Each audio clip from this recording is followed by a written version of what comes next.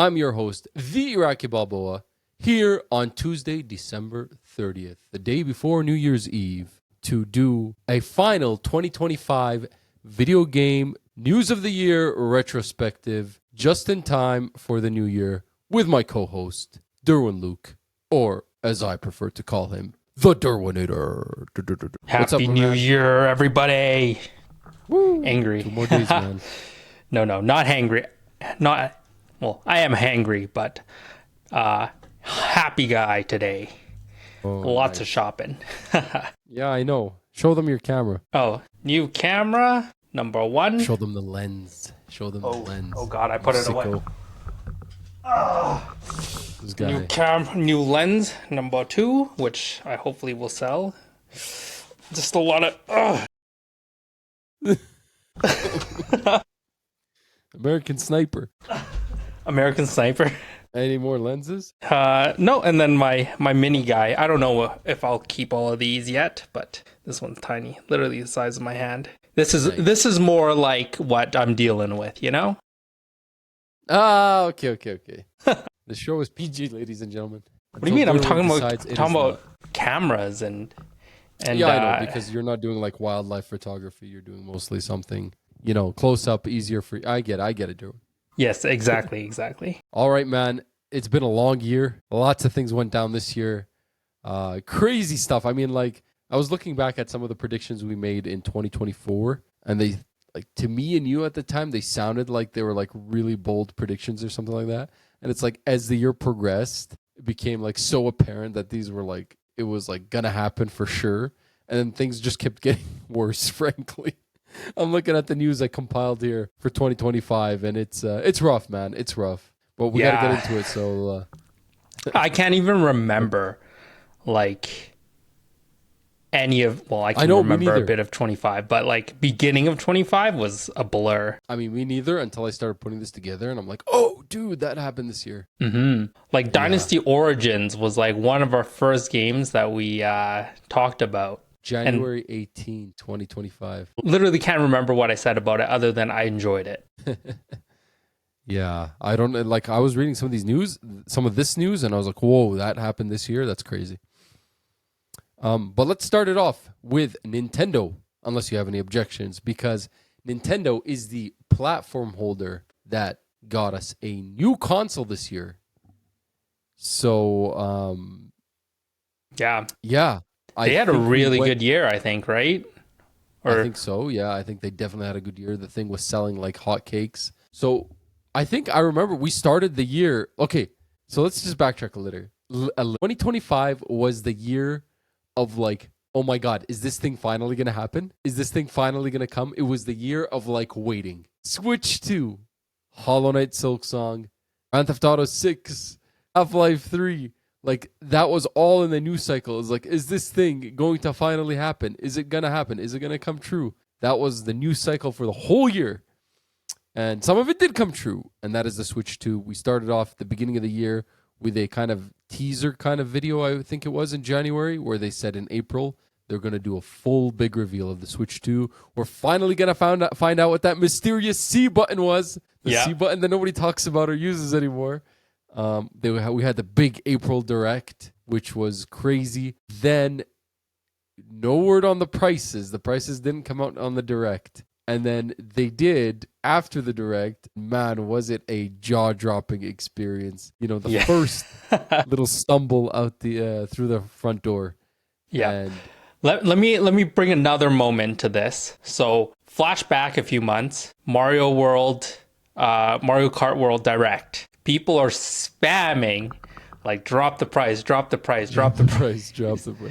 Yeah. So that was crazy. Well, $80 USD for games. The first real games to go $80 after we just went $70 this console generation. I'm talking USD. In Canada here, the Switch games were $100, and some of them were priced differently. Mario Kart World was $110 for the physical version of the game. The accessories, the other games, all the other physical games were like $100 a piece, a pop.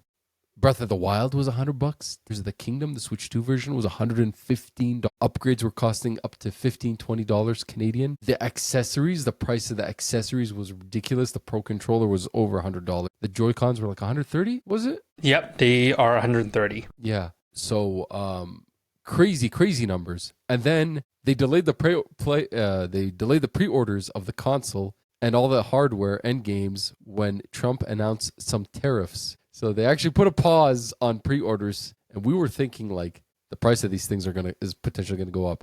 In the end, the consoles themselves didn't go up. I think some of the accessories did compared to the initial pricing. They went up by like $10. And then we got our hands on it. Me and you, day one launch, lining up in front of Sunridge Mall EB Games here in Calgary, Alberta.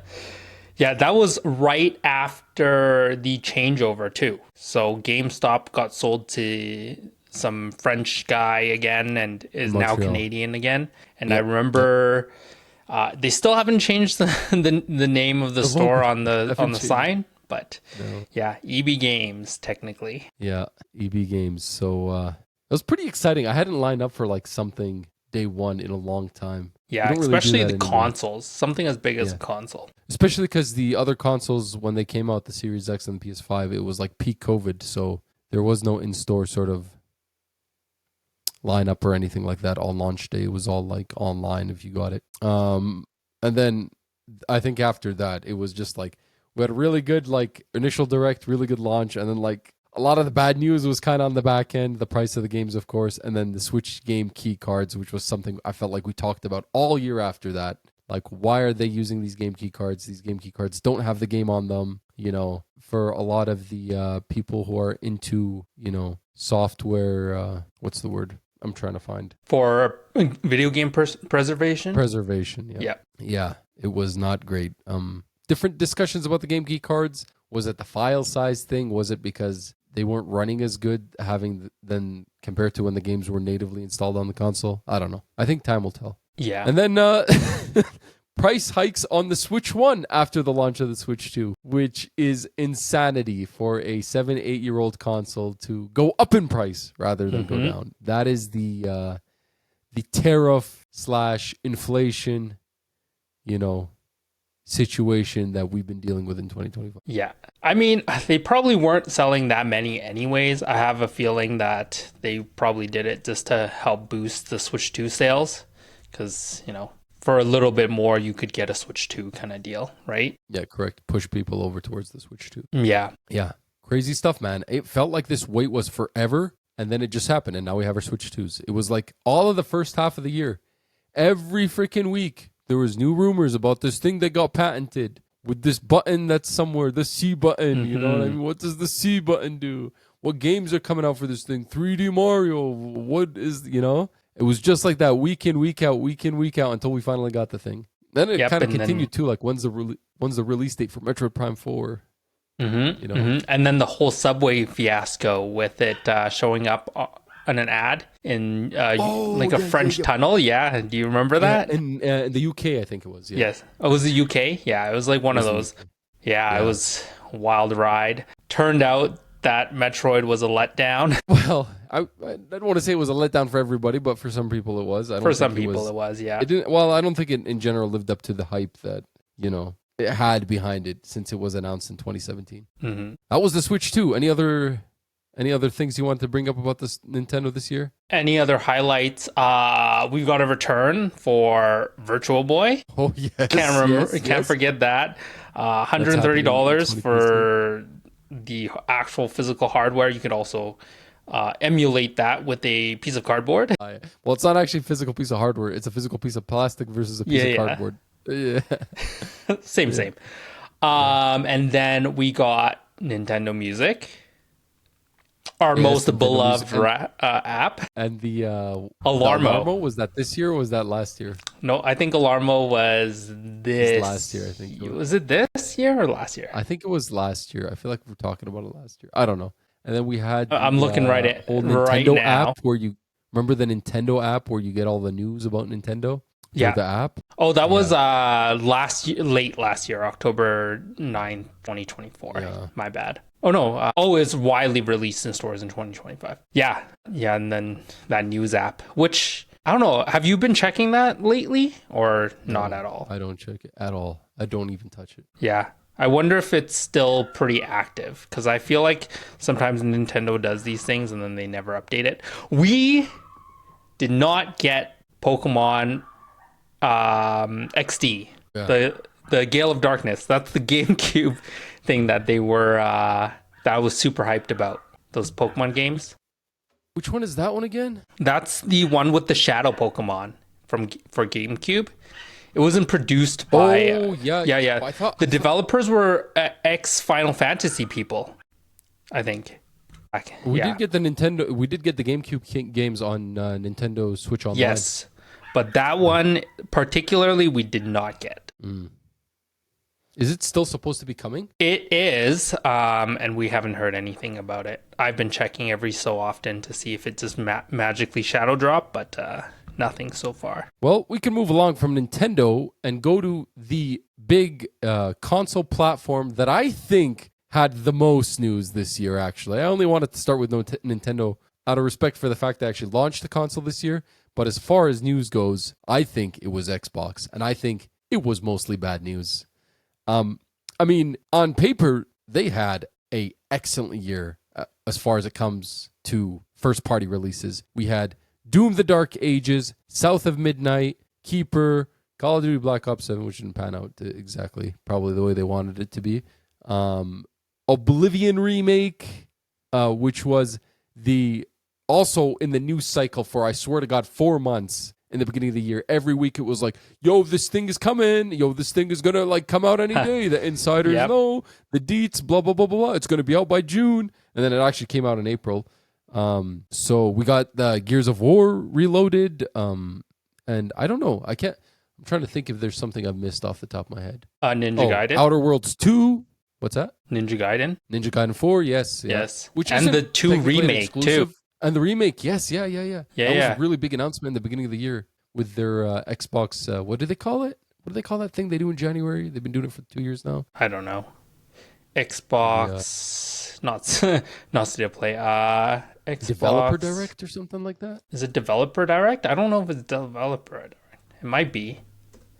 I mean, technically, Ninja Gaiden 2 and 4 are not exclusives and they're not first-party games. But yes, they came both to Game Pass day and date. They had a deal with Microsoft on that. Of course, Claire Obscure Expedition 33, day and date into Game Pass. The Silk game of Song the year as well. Oh, yes, Silk Song as well, yeah. Yeah. Which is crazy. Like, I'm saying all this kind of good stuff right now just to line it up for, like, terrible news on terrible news, I think. Yeah. Yeah, like, crazy year as far as releases. I'm missing something else, man. There was something else. Tony Hawk's Pro Skater 3 and 4. Well, yeah, that was also another big game, stuff Game too. Pass day and date. And then, like, as far as, like, the third-party games that came to Game Pass, like, a bunch, too. Outer Worlds 2, Grounded 2. Like, I mean, the list keeps going on. Yeah, Alters also came out day and date, right? For Game Pass? Alters? The Alters, yes. Yeah. Wu-Chang Fallen Feathers as well. Yeah, that was another big one. How did we forget that? Yeah. Jeez. Like, Crazy.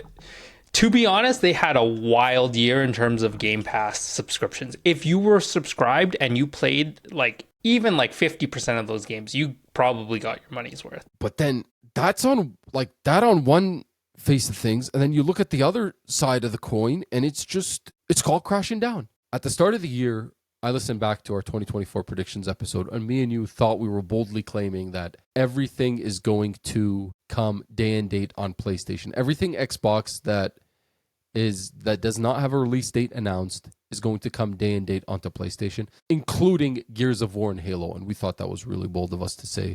And looking back now, it doesn't sound bold at all. I mean, the entire beginning of the year was littered with rumors about games potentially going third party. Gears of War Reloaded ended up being a PlayStation 5 day and date. We already knew Doom: The Dark Ages was going to be PS5 day and date. And Indiana Jones, big release in April. Forza Horizon 5 came out to PS5 this year. And it was, I think, PlayStation 5's best-selling game. It was like top leaderboard for sales for like quite a few months. Yeah, and then same with Black Ops. Black Ops was like top seller as well when it came out on from last PS5. year. Yeah. We got Microsoft Flight Sim just this month.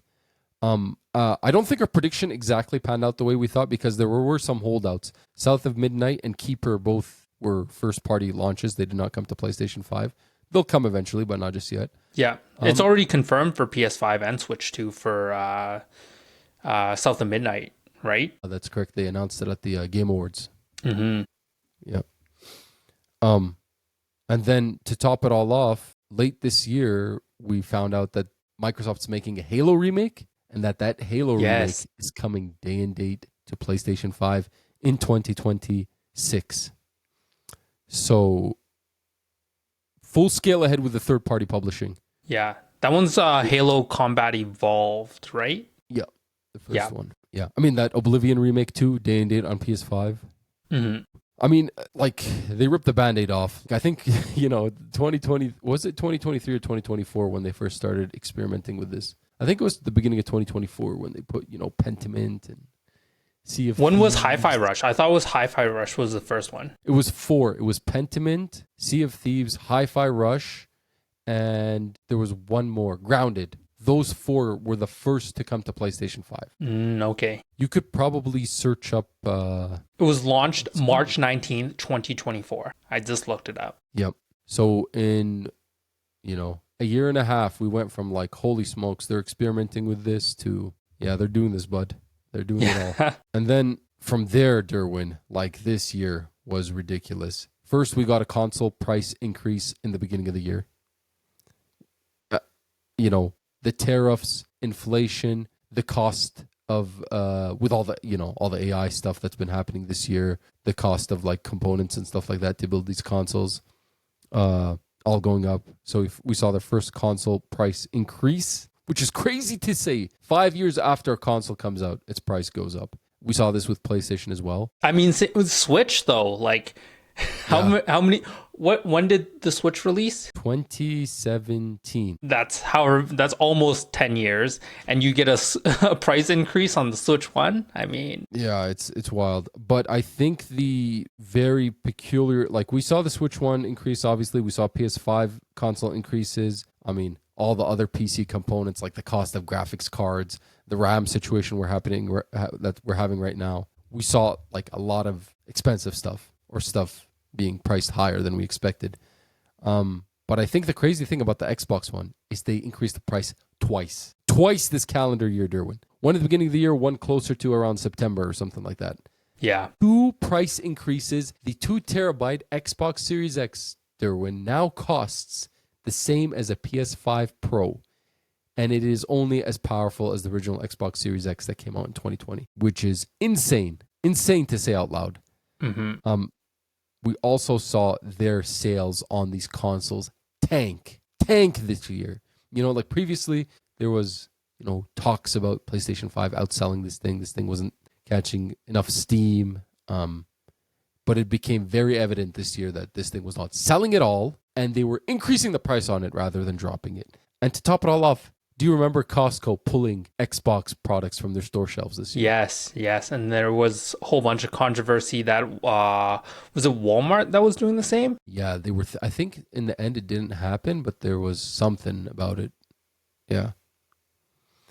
And then they had an internally developed handheld that was canceled, if you remember that as well. And then they finally kind of did the big reveal on the Asus Xbox ROG Ally X, which had a hefty price tag. Hefty price tag of $1,000. Wasn't really worth the upgrade for people, just as a review. Yeah. It's a good piece of product, but for that price, yeah. I don't know who they thought they were going to sell. And to be honest, and the Xbox experience wasn't like that optimized per se.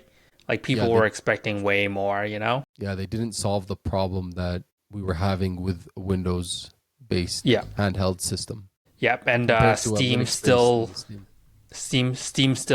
is better in terms of big picture mode and the whole Steam Deck experience. So yeah, remember the Lenovo Legion Go S, the Windows 11 version and the Steam OS version that were exactly identical hardware-wise? beginning of the year. Yeah.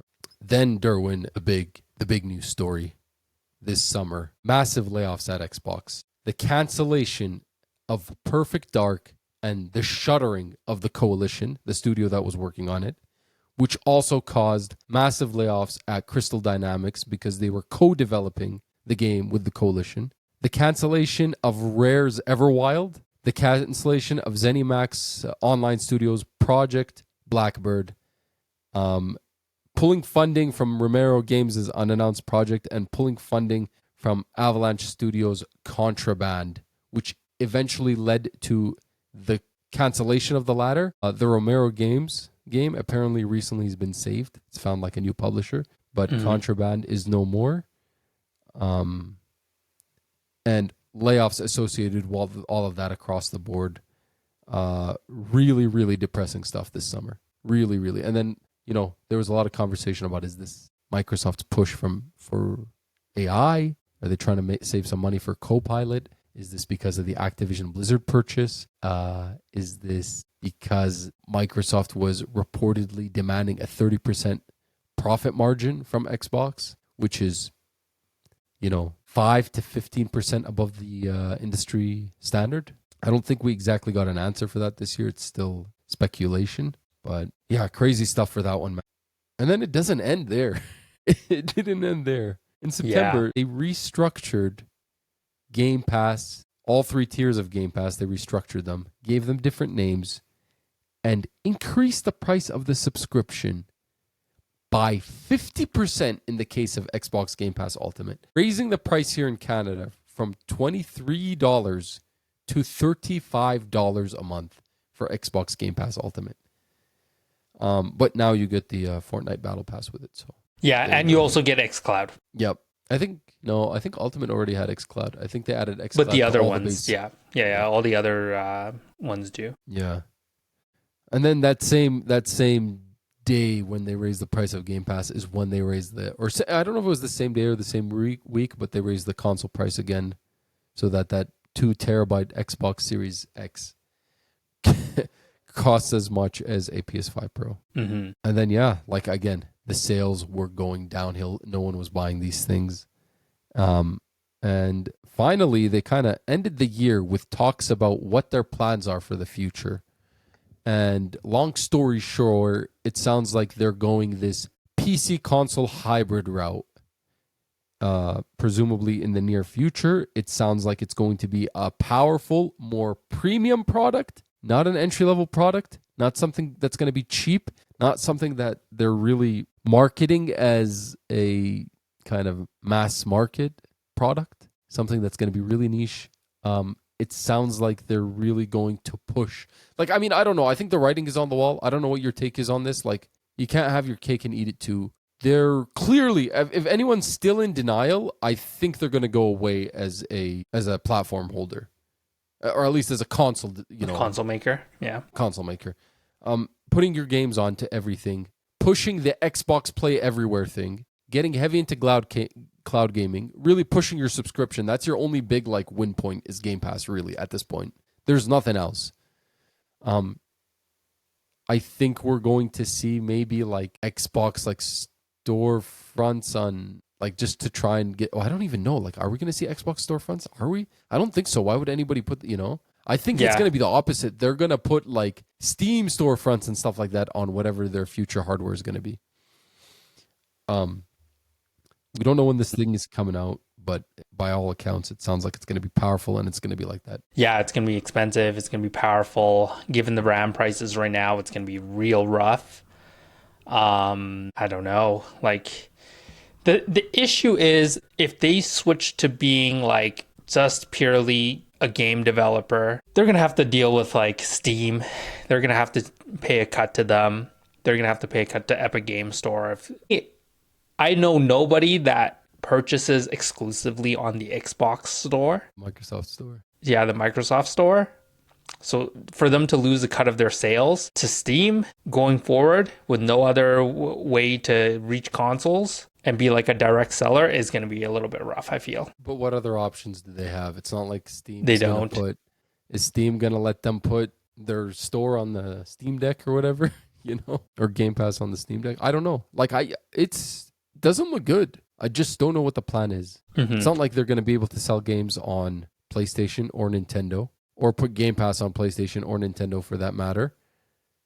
I don't know, man. They need to do something. I mean, I think they've already done everything. I think it's just the management from above. I don't think they could. I don't think Sarah Bond and Phil Spencer, or Matt Booty could really do anything at this point.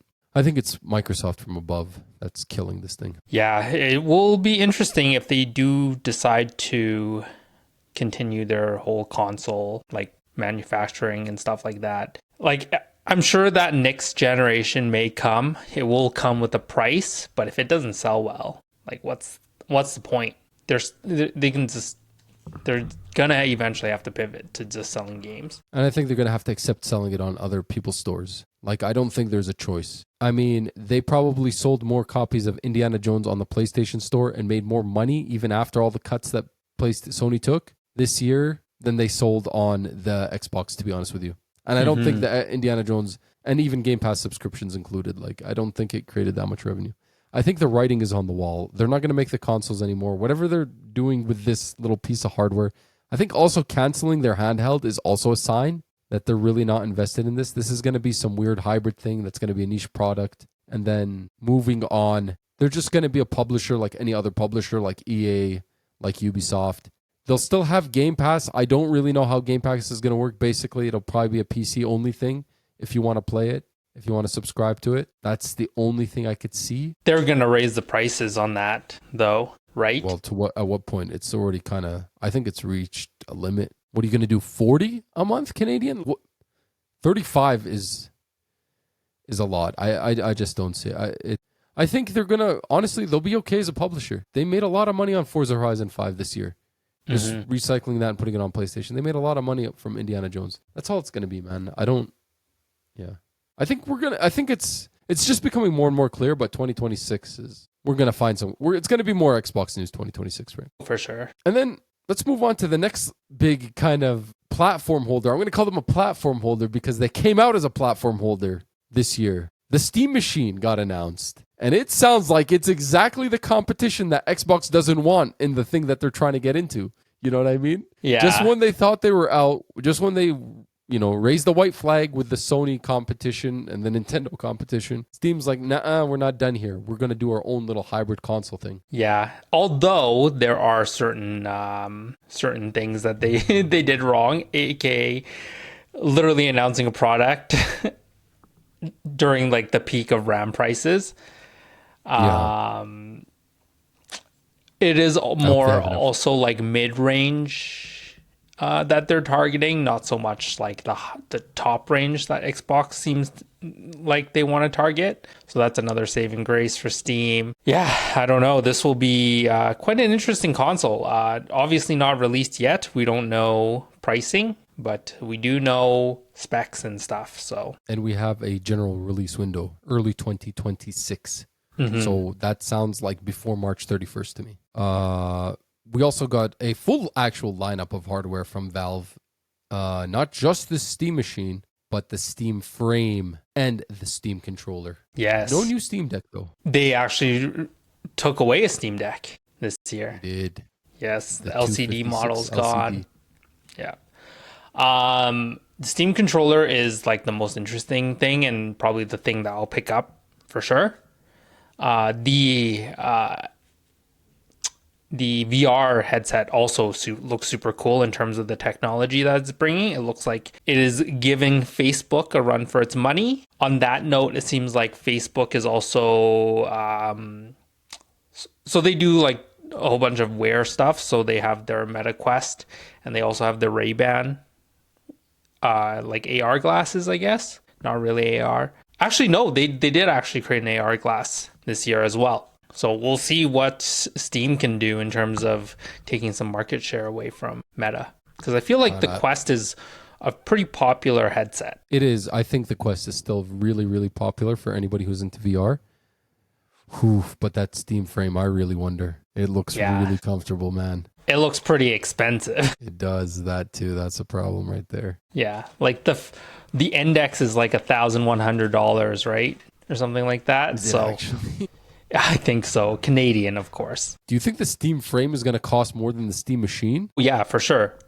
I feel like that's a guarantee. Jeez. So we are in for it. We'll see, man. I'm really excited for this thing, to see what this thing looks like. And I'm really excited to see if Half-Life 3 is real. I'm super interested to see the technology that they are going to be bringing towards it. That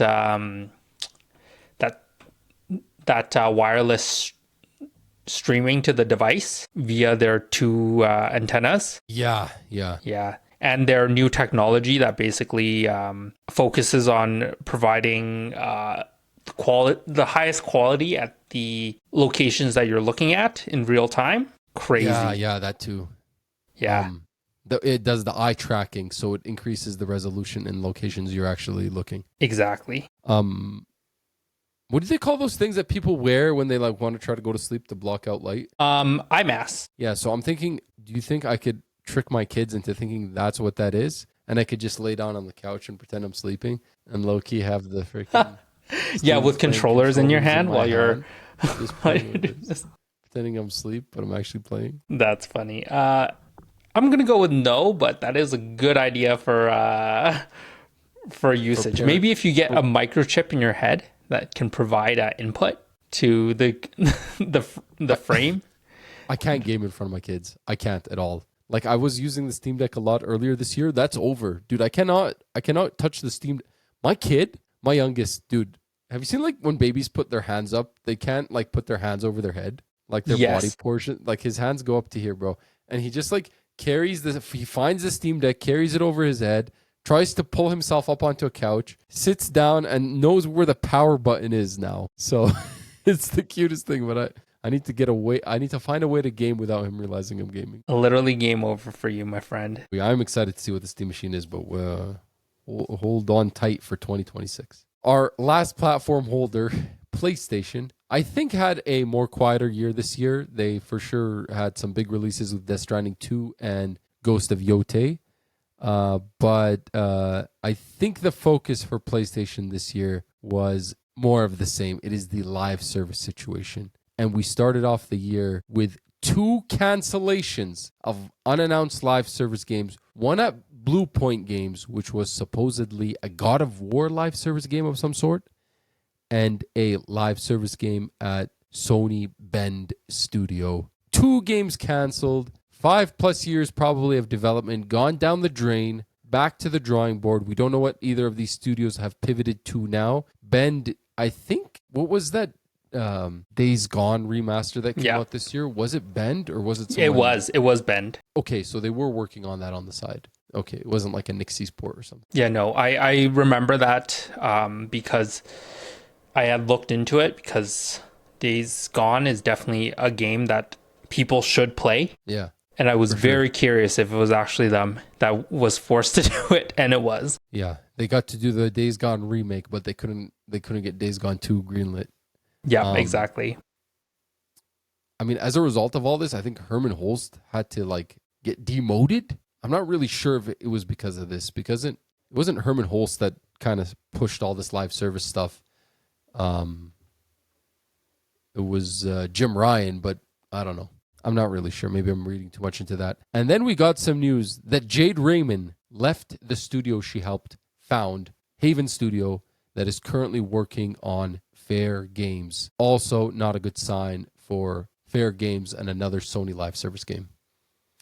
And then to top it all off, we got to see Marathon this summer, only for there to be a plagiarism scandal, poor previews, and a delay that seemed inevitable to 2026 in a year where Arc Raiders and its preview was kind of like consuming the media cycle.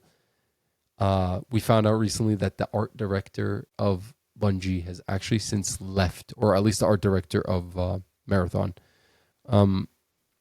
And the Destiny 2 player count has gone down the drain. And I don't know exactly how I don't understand financially or legally how you do this, but Sony wrote off some stuff as losses because basically the Bungie purchase for $3 billion or whatever it was hasn't really panned out exactly to what they were hoping for. It's probably, I wonder how that works. Like maybe like a loss of, like basically what the studio is worth, perhaps on paper. Something like that. I think so. Yeah. Yeah, that was a bad move by Sony personally. Why? Like the purchase of Bungie or this? The purchase of Bungie. Yeah, I think they bought them because of the live service push that they were doing. Yeah.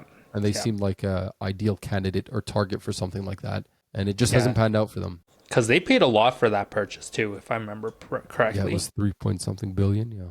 Yeah. And they had them like internally reviewing a lot of their first-party live service games, Yeah. you know. Like And it's a Bungie red Studios- flag when they literally missed like how bad Concord was, and they thought that this was going to be like the next Star Wars, right? I think Concord was too far along. I don't But think they missed it. bought Concord, and they threw so much money at it. Yeah, they had already thrown like 200 million at it before they even bought the studio. Exactly. I think it was like a sunk cost fallacy from Sony's end. I think it was too late for them to cancel. I think don't that's what they know. were thinking. That's what their logic. I don't think what's his name. I Bungie also feel Studio like missed they it. they thought that they had such a gem on their hands, right? Because they had planned like the Amazon episodes, a whole controller. Like they had a lot of plans, and they had a whole season pass for it. I don't think they thought they had a gem on their hands though. Just because all of that is happening, you have to fake it till you make it. You have to do that. You can't market your game like, "Oh my god, this thing stinks. It's going to be a stinker. Let's just get it out." Cuz like you're supposed to play the part. Remember Redfall? When Redfall came out, there was all these great plans and Phil Spencer was talking about how great it was, and it came out and it was an absolute stinker. It didn't run, and there were supposed to be like DLC plans, and there was like a special edition. I just don't think, even if you know your game is garbage, I don't think you can just I don't release it know. and forget. I feel like Sony actually thought that they had such a gem on their hands. Really? I don't know. Yeah. Like, they had an open beta, man. There was no buzz about it. The numbers don't lie. They could have even looked at the Google searches. They could have looked at whatever. Yeah, but when you have an could've looked at open the beta, pre-order. that's like way too late. They could have looked at the pre-order numbers. I honestly don't think they were that dumb. I think they knew this game was bad. I don't think they realized how dead it was going to be on arrival. I think they thought maybe they could salvage it. Yeah, interesting. But we'll never know anyways until I don't know, one of these guys retires and decides to talk shit. Shuhei Yoshida. Yeah, exactly. Yeah, Marathon is that next big thing. I don't know. I think they really had to push it off to 2026 to make sure it landed. And Destiny 2 is just not going great for them. And then that Haven Studio, Fair Games, I don't know, man. You know, they had another like live service game that they did not even market this year that they published, the Midnight Murder Club or something like that. It was from the developer of Knockout City. See, you're looking at me like I'm crazy because you never heard about it, but Sony was actually publishing it. It was like a smaller indie multiplayer game. They didn't even talk about it. It was crazy. They sent it to die. Yeah. Yeah, they're too scared. Remember the Black Panther game that got canceled? Yeah, that was a little bit sad. Down. I'm looking at this article from Game Rant. EA has officially shut down a total of 23 games in 2025. Jeez. Anyway, let's move along, Durwin, to another thing that was heavily anticipated for 2025. To the same scale, I dare say, as the Switch 2. But it did not make the deadline, unfortunately. GTA 6, all the talk of the town at the start of the year. It was scheduled for a 2025 release date. It didn't have anything written in stone. First, it was supposed to be a spring game, if I recall correctly. Delayed out to the fall of 2025 without a release date. And then finally, in the summer, they told us they are delaying the game out of 2025 to May 2026, only for them to delay the game again near the end of the year, a whole calendar to November 2026. GTA did not make the cut. People are freaking out about this still, but unfortunately, me over here predicted that it would not make 2025. And I thought it was a bold prediction at the time. We'll go back and recap our prediction episode, but I predicted that the game would come out, would be delayed until March 2026, not November 2026. And then, of course, we had Did I the whole... say last year that we would actually get it this year? I recall maybe saying that. No, I listened to our old episode. You didn't take a stance either way. You didn't take a stance either way. Yeah. So... Thank God I Anyway, didn't. um, and then we also had the debacle of Rockstar accused of union busting late this year with several employees fired. That's still an ongoing story, so I'm sure we'll report about that in early 2026. Again, keeping it in line with their year of anticipation, Hollow Knight Silk Song, another heavily anticipated product. I think toe and toe with GTA 6 and the Switch 2. We finally saw it, Derwin. I believe we saw it at the Summer Games Fest first. Is that correct? And then we saw it at It was Gamescom no, again. it was Nintendo, I think, right? Or was that Shovel Knight? That might have been Shovel Knight. No, I think you're right. We saw it at the Nintendo, like the April one, the April Direct. We saw it.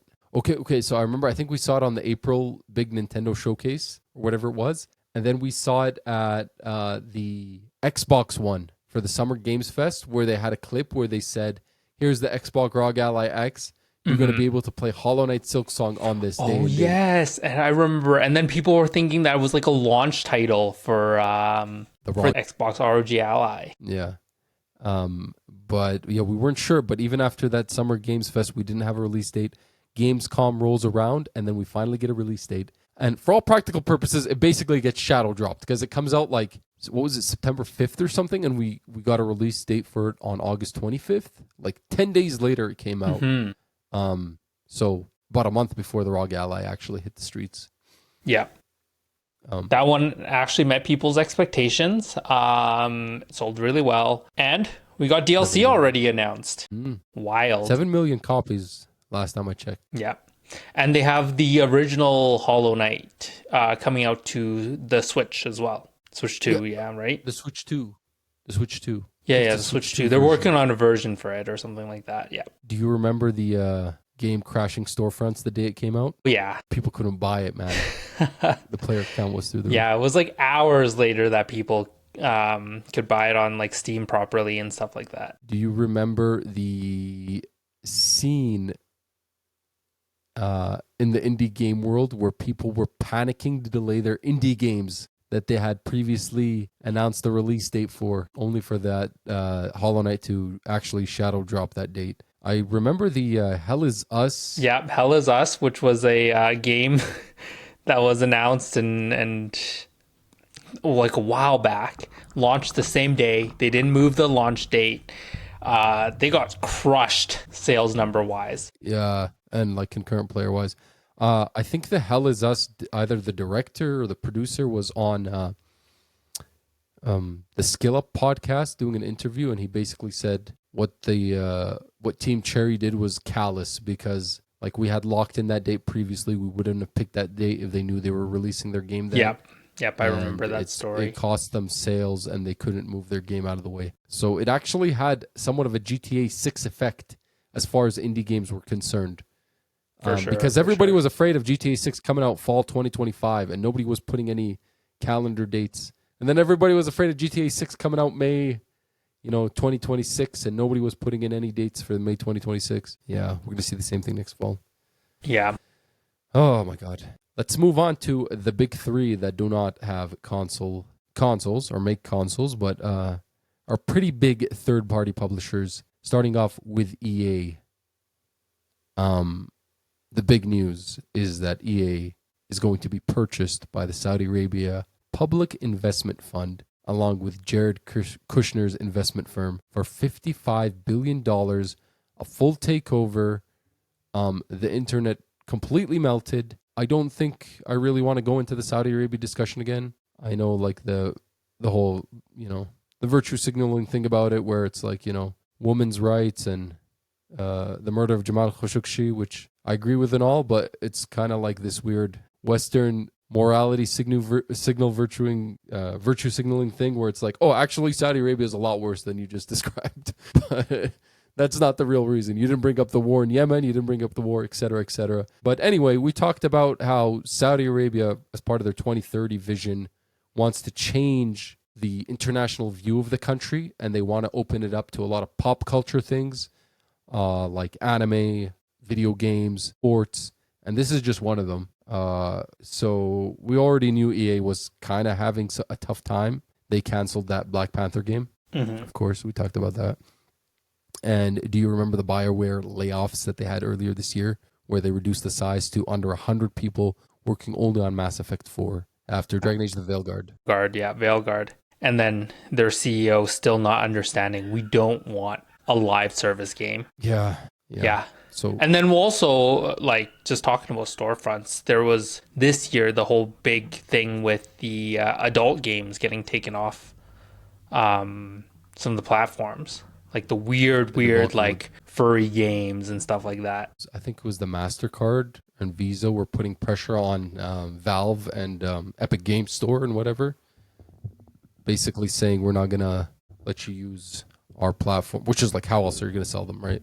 You got to use credit cards. Yeah. A Steam gift card? Like, come on. That's EA. I think we're going to find out more about EA in the new year. Yeah. I'm really curious to see what's that's still gonna happen with this ongoing, purchase. right? That's has to pass is it FCA? FTC. FTC, yeah. FTC approval and whatnot. But I mean, given Jared that Kushner's associate. yeah, given his Jared, association son-in-law of with the Donald president. Trump, yeah. Well, Do you remember the this year the FTC person that was in charge of the whole like fight against the Activision Blizzard purchase? yeah, Linda Khan. Yeah, That's her she name. Basically, when the news came out of the Xbox Game Pass price hike, it was either the Xbox Game Pass price hike news or it was the massive layoffs and the coalition shut down and all that. She basically was like, "I told you so." Yep, I remember that. Do you remember that? Yeah. She was like, "Yeah, I told you so." Yeah, we also have Well, I don't news. know. I think we're gonna have a lot of EA news. Yeah, we'll also have a lot of news for the Netflix and Warner Brothers thing as well. Yes. That's another big acquisition. They $80 basically billion? denied Paramount's offer because they said that they don't believe that they can actually fund it. Oh, they're saying Paramount's lying. No, they just denied their offer completely because they don't think that they can find the amount of money that is required to actually purchase Warner Brothers. Interesting. It feels. I don't know, man. I'm not really into this business stuff, but it sounds kind of fishy. If Paramount was giving you a better deal than Netflix, Yeah, but if they actually don't think that they can get the funds to purchase think it, they have why the money waste for it? time? Yeah. Anyway, yeah. So that is for $80 billion, similar to the Activision Blizzard purchase. This purchase, however, is not really factoring in gaming at all. I mean, Netflix was asked if they considered Warner Brothers gaming kind of division, and they really said it didn't add any value to the purchase at all for them.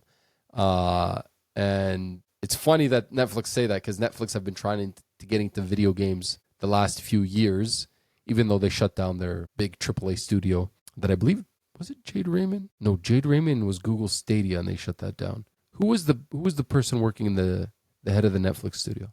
Anyway, I can't remember. And before all this happened, early in the year, Durwin, do you remember Warner Brothers making major cuts, including shutting down Monolith, the developer of Shadow of Mordor and Shadow of War, and the cancellation of the game they were working on, Wonder Woman. Yeah. As well as shutting down 2 other studios and multiverses being taken offline. Yeah, that was this year. That was the what do you want to call it? The what's the freaking Nintendo game? Smash Bros. That's the Smash Bros. Like with the Warner Brothers characters. Yeah, so I don't know. We're gonna see. I think more Warner Brother news, more EA news. I think both of those have to probably go through FTC. The EA purchase recently, the shareholders all agreed to it, so it looks like it's gonna go through. Yeah. I'm sure we'll talk about it more in 2026. One more that was kind of on the last kind of breath before dying, Ubisoft, which seemingly has been saved in 2025. They had a really bad 2024. We talked a lot about that. Star Wars Outlaws not selling good. Avatar Frontiers of Pandora. X-Defiant basically getting canceled. Skull and Bones being terrible. And then they put all their eggs into one basket. That was Assassin's Creed Shadows, which they delayed to March of this year. It had to be a success for them to survive. And it was. It was a success by all metrics. Not enough for them to continue the way they were. So they ended up doing this partnership with Tencent, whereby there is a subsidiary created under Tencent that now manages all of Ubisoft's big IPs, including Assassin's Creed, Far Cry, I believe The Division, et cetera, et cetera. Yeah, we were thinking that Ubisoft was done last Yeah, year, I mean, I right? thought Or either beginning of this year. Yeah. I thought they were either going to get purchased or something's going to happen, but it looks like they saved it through some type of Yeah. gymnastics. I mean, time will tell. I don't know if they're like completely saved yet per se, but it seems like they will continue chugging along for now. I feel like a buyout is still imminent though. Could be possible, yeah. Or like the old Ubisoft gets shuttered or whatever, and then this new entity exists. I can't remember what they called it. What did they call it? For the had a Tencent name. and Ubisoft thing. Yeah, they had a name for it. Let me see. Vantage Studios. Vantage. Studios.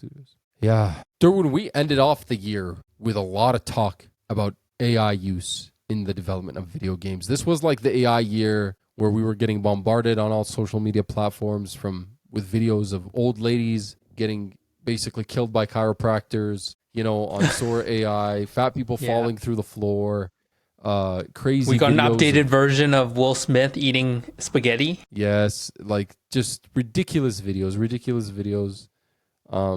Japanese girls doing weird stuff on game shows, which are not real. Yeah, the and president of course- using AI to make weird things with Pokemon and The Halo.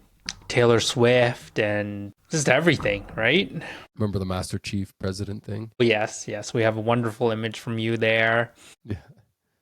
But then, front and center were video games, especially towards the end of the year. I mean, notable stories was Claire Obscure Expedition 33 getting their award at the Indie Game Show rescinded for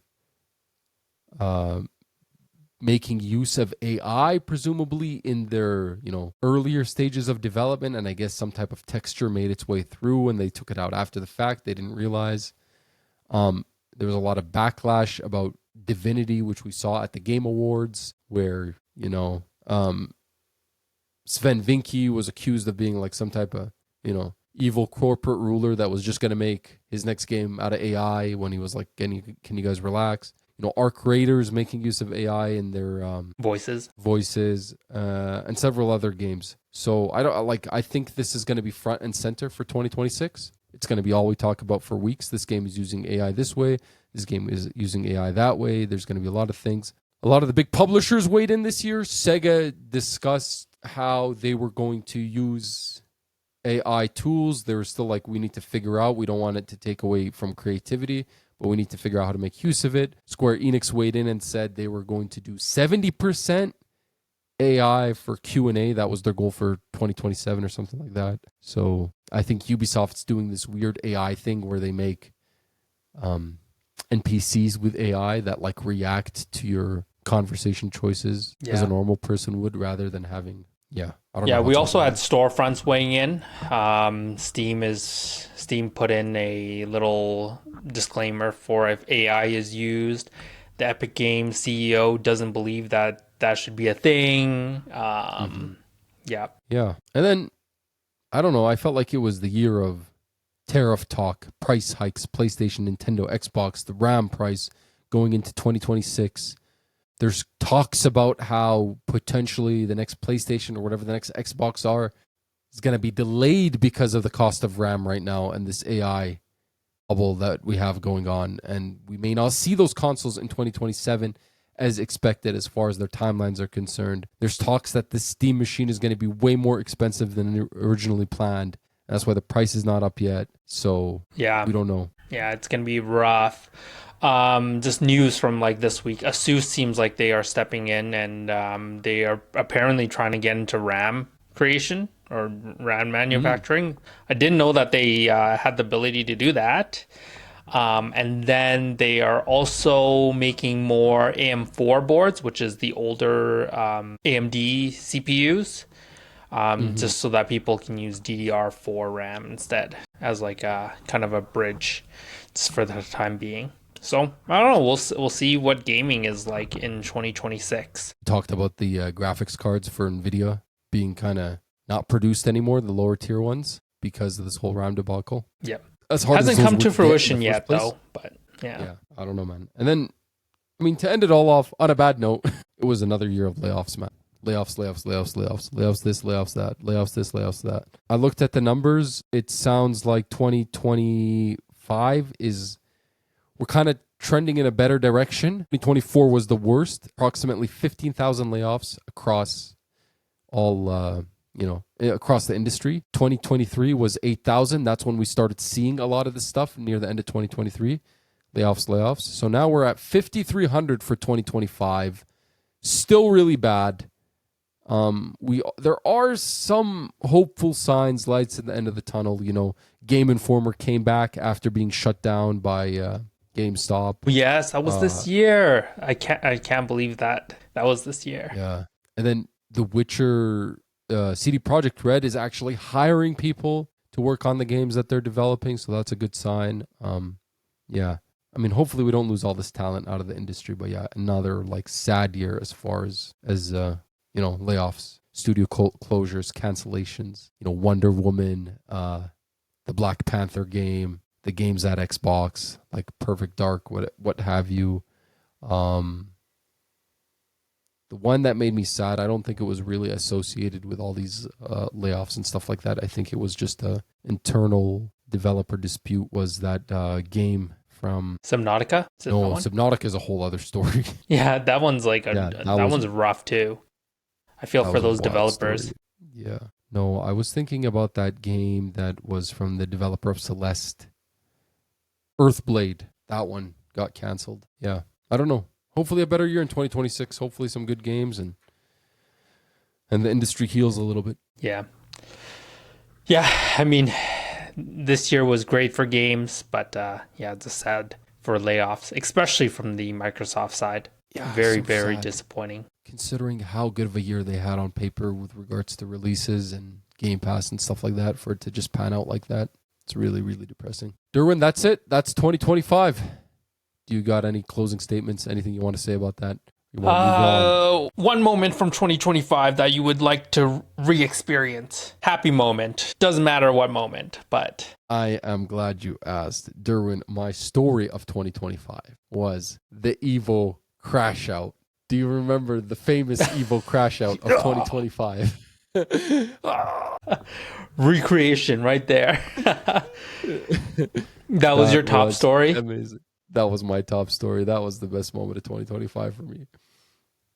Man. Yeah. And if I were to recreate a personal story, it was the Switch 2 launch. Going out there to the store, midnight launch with you was a great time. That was excellent. And then we came back to my place. I think it was a weekday. Oh my God, it was like 1 a.m. Yeah, like I think it was even later. I was like passing out playing Mario Kart on the couch like this. I like put in, I remember I got Breath of the Wild, got my copy of Breath of the Wild, paid the $15 for the upgrade, looked at it, I'm like, I can't tell what the difference is. Yep, exactly. Those were top moments. Yeah. Top fail moment for me was realizing I didn't buy Cyberpunk on Switch. That was super recent. on Switch 2, when it was price error, I thought I'd purchase it, but I didn't press the next button. That was heartbreaking. I could be playing Cyberpunk on Switch 2. That moment was top tier. I would like to re-experience some of the scenes on Expedition 33. They hit so hard, like just gut punches. That was probably the best. Yeah, that was for sure the best gaming experience. The best gaming experience for the year was this game that, you know, we saw a couple of trailers for, and then there was whispers in the beginning of the year that some people previewed it and that it was looking really good. And then like the reviews came out and we're like, what the heck? And then we like actually hopped in, like me and you, and we're like, whoa, bro, this was not on my radar for Game of the Year, and it just mine was when I launched the game and you could hear the music and you're like, this is going to be a special treat. Yeah. I remember messaging you saying like, the music on this is amazing. Like this is going to be like a 10 out of 10 game. I was just on the title page. And then Dispatch, the teams that were from the old Telltale studio, basically, right? Coming back together. Coming back, giving us Making a like banger. Dispatch, amazing game, Yeah. right? Banger. I don't know. Yeah. Yeah, we had some really good moments. I think we had really good gaming moments. I think like the news, the sad news is the layoffs, the game cancellations, the studio closures, the AI debacle, the tariffs, the price hikes, the uncertainty when it comes to graphics cards and RAM and all that kind of stuff, the availability of gaming hardware, like where the future of some of these studios are going to go and these big publishers like Ubisoft and EA and Warner Brothers. I think that was such a negative cloud over an otherwise amazing year for video games. Like really, truly, like Blueprints, who saw that coming? I mean, Claire Obscure, who saw that coming out of nowhere? We finally got Hollow Knight Silk Song. Hades 2 1.0 launch, right? Yes. Yeah, like Ghost of Yote, finally, Sony's back with their first party games. Death Stranding 2 seemingly, making up for all the mistakes of Death Stranding 1. We get the Switch 2 finally, Donkey Kong Bonanza, a new Mario Kart, like a new Metroid Prime. Yeah, a new Like Pokemon. there's so much, huh? A new Pokemon. Yeah, I know. A new Pokemon, yeah. Like there's so much good news from this year, but yeah, like it was like a yin and yang for every like crazy good news story. There was like some terrible, like the Oblivion remake. Like who saw that coming? I Another mean, game from everybody. Hazelight, Split Fiction. Yeah, We can't forget Tomb Raider, the return of Tomb Raider. The Return of Tomb Raider. Yes, we got another Lara Doom Croft. game this year. Yeah, like it was a good year. It was a good year for sure. I think it might be from the last 5 years. I would say like maybe not exactly on par with 23, but pretty close, pretty damn close with 2023. I think as far as the quality of games that came out. Durwin, that is our 2025 slow run cast retrospective. We will now do our next episode will be, should I say, our video games of the year for 2025. So listeners, please look out for that. That will be our next episode, the big finale of 2025. The games we rank 1 to 5. I am so excited, Derwin. I really wonder what you got on your list. I feel like we'll have very similar titles, to be honest. I think Or so. I mean, Yeah, who knows? I Can you think count we're them gonna have if a you few don't? different ones. If you don't finish the game, can you count them? I think you can. I counted games last year that I didn't finish that I got really close to finishing. Fair, Shadow of fair. the Earth Tree. I was on the last boss. I didn't beat him. You're still probably on the last boss. I am still on the last boss. Yeah, I am still All on the right. last boss on Shadow of the Earth Tree. But anyway, thanks for joining us, guys. It was a great year. Thanks for spending it with us. If you liked what you listened to, leave us a like, subscribe, comment, share. Into 2026 we go. This is the Slow Run team signing out for the year. Thanks for joining us, guys, again, and we'll see you soon. We'll see you next year. We'll see you in a few days, really.